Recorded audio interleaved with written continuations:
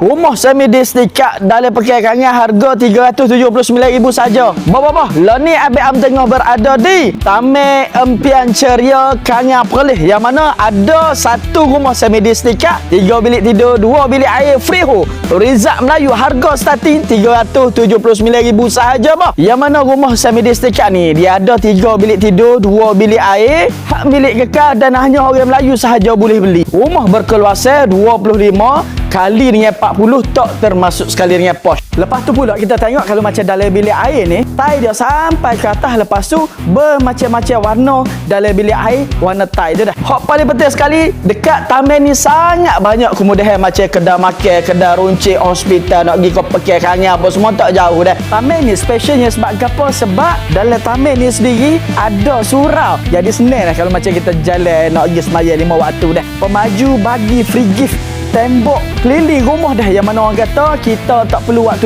duit untuk kita nak buat tembok baru dah keliling rumah. Untuk rumah ni harga bermula RM379,000 sahaja. Masih ada lagi corner lot dan lot tengah dah. Rumah ni sebenarnya bergantung kepada bajet set awak belakang. Kalau macam set awak ambil harga murah sikit, tanah dia kecil sikit. Kalau macam ambil mahal sikit, tanah dia besar sikit bah. Kepada set demo yang berminat, tak kira saya mau kerja swasta ke kerja kerajaan ataupun berniaga sendiri, boleh roja Abang Am, boleh klik link dekat bio Abang Am dah. Assalamualaikum.